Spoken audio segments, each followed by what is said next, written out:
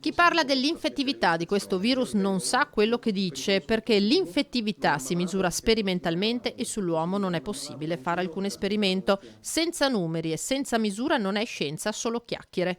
Il professor Andrea Crisanti, direttore del Dipartimento di Microbiologia e Virologia di Padova, boccia senza mezze misure le deduzioni del collega Roberto Rigoli, coordinatore delle microbiologie del Veneto, che basandosi sui 60.000 tamponi effettuati a giugno ha affermato che il virus si sta spegnendo. Rigoli non ci sta e ribatte punto su punto, affermando che comunque il confronto aperto tra tutti rappresenta l'unica via per contrastare il Covid.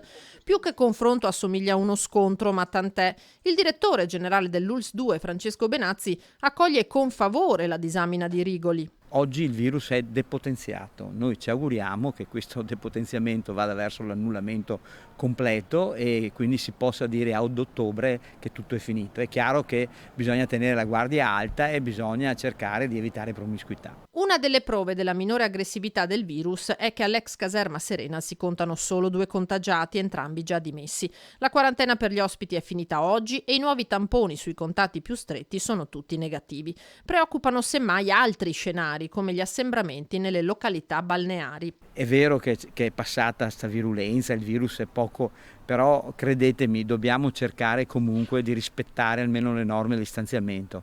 Quel metro o la mascherina, ma se non abbiamo la mascherina almeno rispettiamo il metro, in modo tale da poter fare in modo che il virus non torni più tra di noi. Infine il nodo dei CUP, delle prenotazioni delle prestazioni sanitarie e di quelle 40.000 sospese durante il lockdown. Stiamo ragionando con i nostri medici per lavorare anche il sabato pomeriggio e magari anche la domenica mattina, soprattutto le radiologie. Voglio dire ai cittadini trevigiani: abbiate un po' di pazienza, stiamo lavorando per risolvere anche questo problema.